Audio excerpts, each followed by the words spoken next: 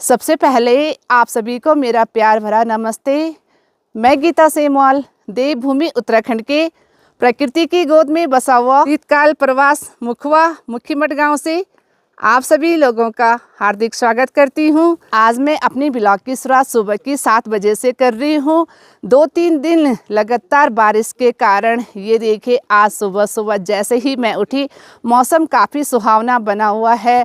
अच्छी सी चमचमाती हुई धूप के साथ ही देखिए हमारे मुखवा गांव के जो नज़ारे हैं ना, मैं क्या ही बताऊं, ये किसी स्विट्ज़रलैंड से भी कम नहीं है। इतनी अच्छी बर्फ़बारी हुई ना कि जो ये पूरी घाटी है ना, ये चांदी की तरह चमक रही है। और ये देखिए जो ये मेरे पीछे आपको ये पेड़ दिखाई दे रहा है ना, वाह। और जैसे जैसे धूप तेज खिल रही है ना, पेड़ों से जब बर्फ़ गिर रही है ना, तो देखने में इतनी ही सुंदर दिखाई दे रही है कि मैं क्या ही बताऊं।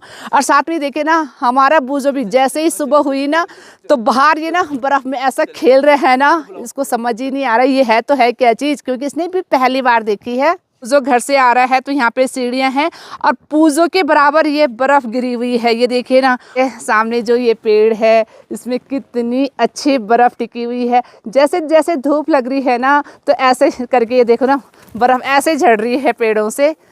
और ये देखिए हमारा बूझो उधर चला गया। बूझो को समझ ही नहीं आ रहा है कि क्या करना है, क्योंकि इसने ना पहली बार बर्फ़ देखी है। और साथ ही ये देखिए खूबसूरती देखिए आप मुखवा गांव की। सामने हमारा घर है और घर के पीछे और साथ में ये सीढ़ियाँ देखिए। आना जाना ना बहुत ज़्यादा मुश्किल हो रहा है। ये जो बर्फ़ है लगभग 1 से 1.5 फीट बर्फ़ पड़ी हुई है। और सामने देखिए ना, पेड़ों से जैसे बर्फ़ गिर रही है ना, जैसे जैसे धूप तेज़ हो रही है, पेड़ दिखने में बहुत ही ज़्यादा सुंदर दिखाई दे रहे हैं। और ये देखिए ऐसा होता है पहाड़ों का कुछ मौसम। जैसे अभी सुबह हुई तो अच्छी सी तेज़ धूप खिल गई। ये देखिए नीला नीला आसमान और इतने खूबसूरत नज़ारे। हमारे घर के ऊपर भी ये टीन लगी हुई है और टीन के ऊपर ना जैसे जैसे धूप तेज़ होगी ना, तो काफ़ी भारी भारी जो है ऊपर से बर्फ़ स्लाइड होती है और सारी बर्फ़ इकट्ठी हो जाती है गैलरी के पीछे। ये देखिए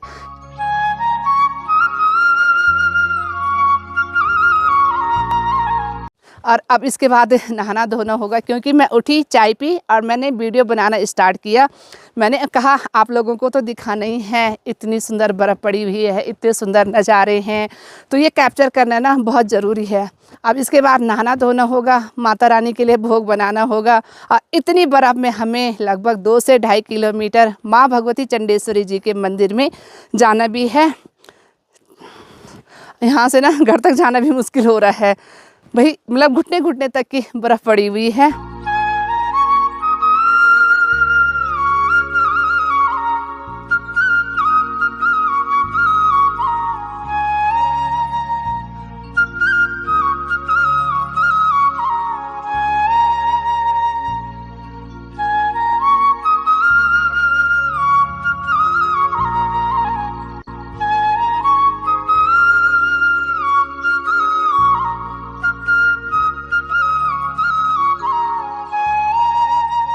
तो चलिए जी, इसी के साथ नहा धो के और माता रानी के लिए भोग बनाने के बाद अभी मेरी तैयारी हो गई है माँ भगवती चंडेश्वरी जी के मंदिर में जाने की। लेकिन ना अगर ये चश्मा मैं नहीं पहन रही हूँ ना, तो मुझे ना दिखाई नहीं दे रहा है, क्योंकि बर्फ़ आँखों में इतनी ज़्यादा चमक रही है ना कि मैं आप लोगों को क्या ही बताऊँ। और ये जो चश्मा है ना, ये मेरा हस्बैंड जी का है। तो अभी मैं थोड़ा सा अर्चना लोगों को बुलाने जा रही हूँ कि अर्चना लोग तैयार हो गए हैं या नहीं हुए हैं, तब निकलेंगे माता रानी के मंदिर के लिए। और साथ में देखें ना, अंशु बूझो, और बूझो भी मेरे पीछे पीछे आ गया, नीचे चला गया। ये देखिए ना, मैं यहाँ आई और वो घर के पीछे से और वो दूसरे रास्ते से घर जा रहा है। तो ये देखे ना, सारे रास्ते इसको याद हो गए हैं। बूझो घर जाओ, बूझो कहाँ गए हो, घर जाओ। देखिए यहाँ पे ये पंचायत भवन है और पंचायत भवन के ऊपर आप ये देख सकते हैं टीन के ऊपर ये कितनी भारी बर्फ़ अभी टिकी हुई है। इस चीज़ से आप आइडिया लगा सकते हैं कि ये जो बर्फ़ है लगभग 1 से 1.5 फीट बर्फ़ हमारे मुखवा गांव में पड़ी है। और ये देखिए ये रास्ता है और रास्ते में देखिए ना, जहाँ जहाँ लोग चले हुए हैं तो मैं उसी जगह ना अपने पैर भी रख रही हूँ। और फिसलन इतनी ज़्यादा हो रही ना, थोड़ा सा नज़र हटी तो दुर्घटना घटी, वही वाली बात हो गई।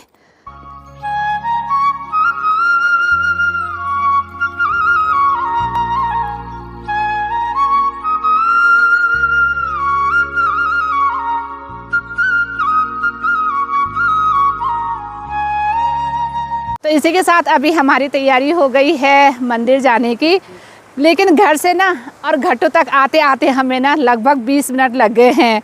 बर्फ़ इतनी ज़्यादा पड़ी हुई है ना, हम एक दूसरे को पकड़ रहे हैं।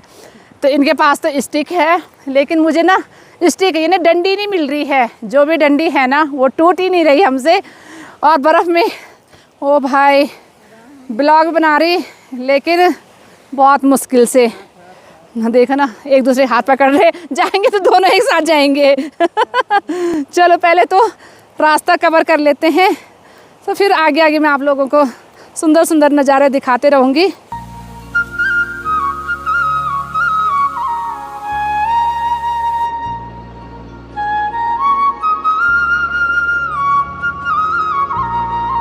तो अभी हम रास्ते में हैं और पता कैसे चल रहे हैं, एक दूसरे का हाथ पकड़ पकड़ के। और एक बार पता अभी क्या हुआ, वो तो ना कैमरा ऑन नहीं था, दोनों इतनी ज़ोर से गिरे ना कि क्या ही बताऊँ आपको। बच गई। और इसलिए बचे ना क्योंकि बर्फ़ काफ़ी है रास्ते में, तो हम बर्फ़ के ऊपर गिरे। ज़मीन में गिरते ना तो हड्डी बोल जाती है हमारी। और आराम से। ओ भाई मज़ा भी आ रहा है। मज़ा, इतना आनंद आ रहा ना, वाह। ये दिन तो हमेशा ही याद रहते हैं भाई।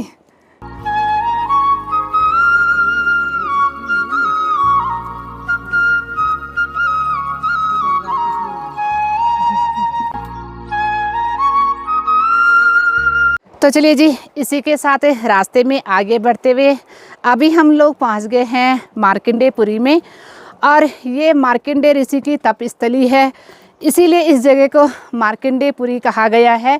और जब माँ भगवती गंगा जी की उत्सव डोली मुखवा से श्री गंगोत्री धाम जाती है, यह श्री गंगोत्री धाम से मुखवा आती है, तो यहाँ पे माँ भगवती अन्नपूर्णा जी का मंदिर है।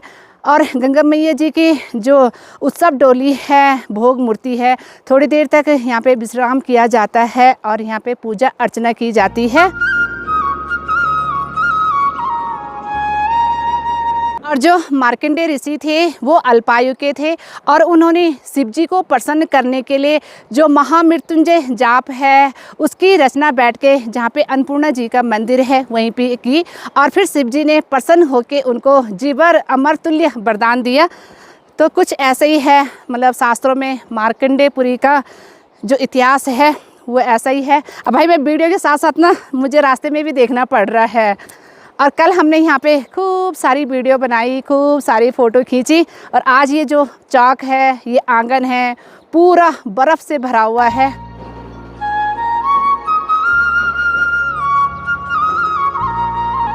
तो चलिए जी, इसी के साथ अभी हम लोग पहुंचने वाले हैं माँ भगवती चंडेश्वरी जी के मंदिर के सामने। और ये देखिए ना, रास्ते भर में देवदार के पेड़ हैं, और देवदारों के पेड़ों में जो बर्फ़ टिकी हुई है ना, जब वो झड़ रही ना, कई बार ना सर पे गिर गए भाई, इतने बड़े बड़े बर्फ़ के ढेले। ये देखिए पूरे भीग गए। और साथ में ये है रास्ते भर में ना पानी नहीं है, तो हम लोग ना ये देखिए ना बर्फ़ खाते खाते जा रहे हैं, क्योंकि प्यास लग रही है तो बर्फ़ से ना प्यास को बुझा रहे हैं, पानी की पूर्ति ना बर्फ़ से कर रहे हैं। देखिए मेरे साथ चल रहे हैं आगे आगे, हम 2 से 3 बार फिसल गए भाई। ये देखिए ऐसा संभल संभल के चलना पड़ रहा। तो हम 11:30 बजे निकले थे घर से, और अभी जो टाइम हो रहा है वो हो रहा है 12:25। मतलब मान के चलो कि मंदिर तक हमें पूरा 1 घंटा लगा आज मुखबा से, और जहाँ पे माँ भगवती चंडेश्वरी जी का मंदिर है मार्कंडेयपुरी में, वहाँ तक।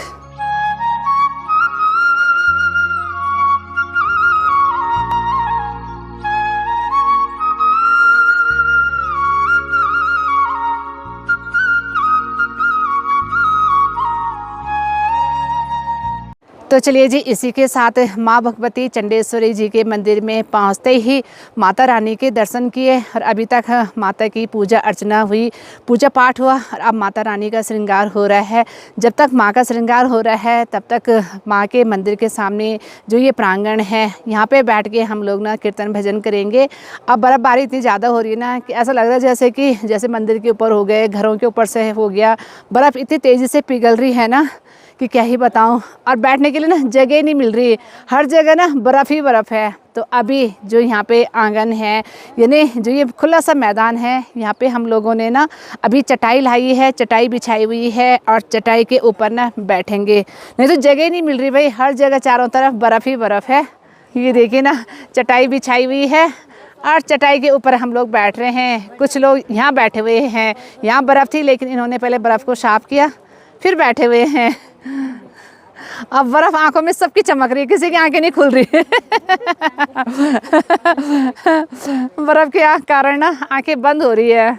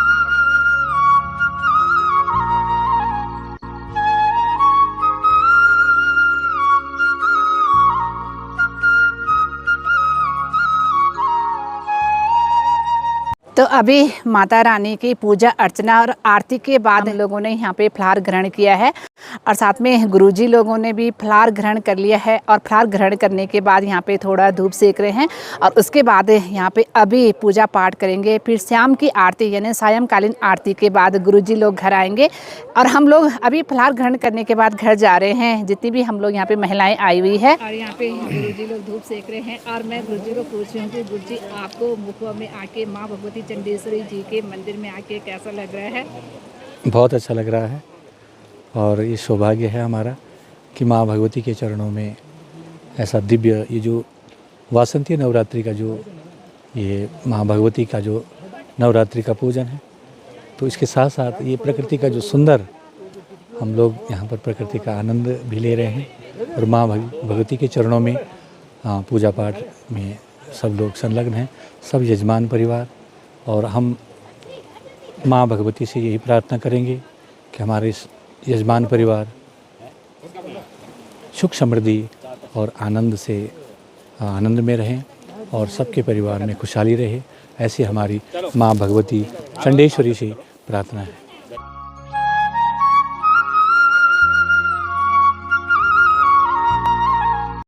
तो चलिए जी, इसी के साथ फलाहार ग्रहण करने के बाद अभी हमारी तैयारी हो गई है घर की ओर जाने की।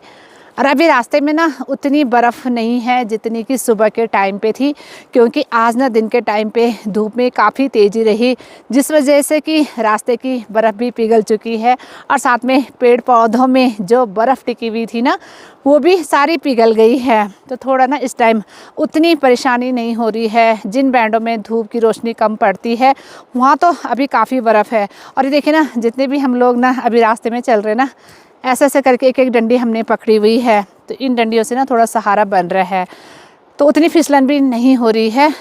देखिए ना, रास्ते की पूरी बर्फ़ पिघल चुकी है। और साथ में देखिए ये यहाँ पे सेब के पेड़ हैं और सेब के पेड़ों की बर्फ़ भी पिघल चुकी है। सुबह तक तो ये पेड़ पौधे छोटे बड़े सारे इतने सुंदर दिखाई दे रहे थे ना बर्फ़ की वजह से, मैं क्या ही बताऊँ। लेकिन अब ना पेड़ों की सुंदरता उतनी अच्छी दिख नहीं रही। अब तो कुछ दिनों के बाद सेब के पेड़ हो गए या नाशपाती के पेड़ हो गए, इनमें अच्छे से फ्लावरिंग हो जाएंगी, तब ये पेड़ ना फिर से बहुत सुंदर दिखाई देते हैं। और यहाँ पे ये देखिए, ये चूली का पेड़ है और चूली के पेड़ों में जो फ्लावरिंग हो रखी थी ना, इस बर्फ़ की वजह से ये देखिए ना, चूली के फूल काफ़ी गिर चुके हैं।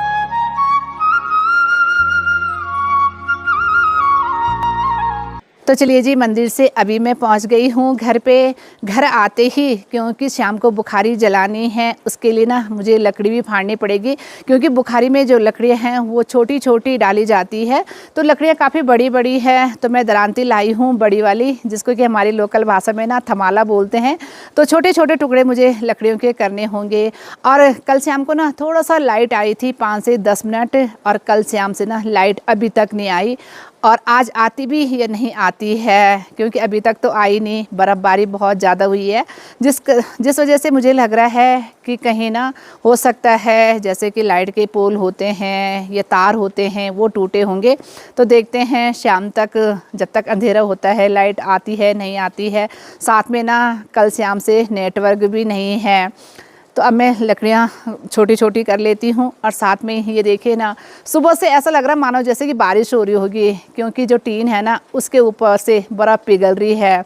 और बिल्कुल हमारी लोकल भाषा में बोलते हैं ना, पहाड़ों में परधारी लगी हुई है। ऐसा ही हो रहा है। कभी कभी तो बर्फ़ के बड़े बड़े टीले नीचे गिर रहे हैं, और नहीं तो कंटिन्यू ऐसे ही एक धार सी बनी हुई है, पानी टपक ही रहा है। और काफ़ी हद तक जो मुखबा में बर्फ़बारी हो रखी थी, क्योंकि आज काफ़ी तेज़ धूप रही, तो काफ़ी हद तक ना बर्फ़ पिघल भी चुकी है।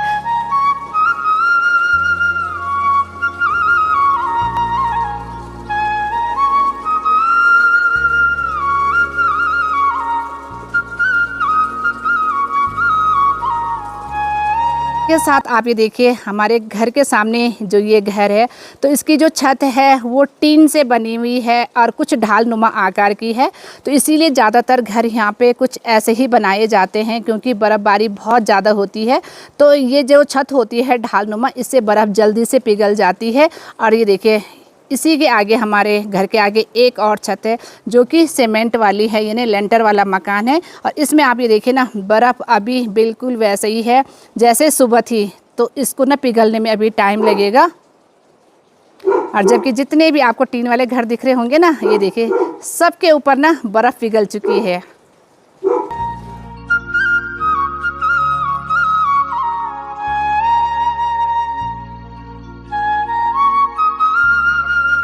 तो चलिए जी, इसी के साथ मैंने अभी लकड़ी भी फाड़ ली है और साथ में ना बुखारी भी जला दी है। अभी जैसे मैं छत के ऊपर आई हूँ ना, क्योंकि सुबह से मैंने जो कपड़े धुले हुए हैं उनको संभालने के लिए, और दूर मेरी नज़र पड़ी है तो पंडित जी लोग भी आने लग गए हैं। तो उनको भी ना ठंड लगी होगी, तब तक ना बुखारी भी अच्छी से जल जाएगी।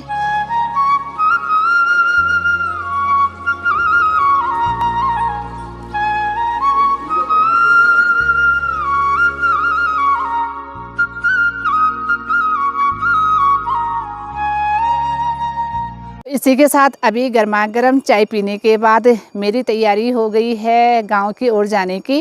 और अभी जिस जगह पे मैं हूँ ना, कल शाम जब अच्छी सी तेज़ बर्फ़बारी हो रही थी ना, तो मैं यहाँ पे आई थी और मैंने एक शॉर्ट्स भी बनाया है।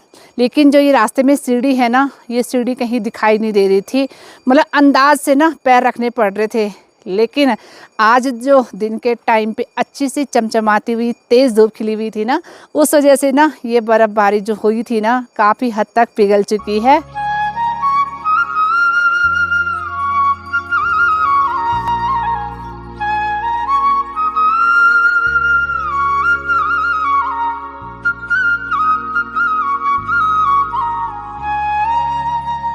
और इसी के साथ अभी मैं जा रही हूँ माँ भगवती गंगा जी के मंदिर में, और गंगा मैया जी की सायंकालीन आरती भी शुरू हो गई है। तो आप लोग भी गंगा मैया जी की सायंकालीन आरती के दर्शन कर लीजिए।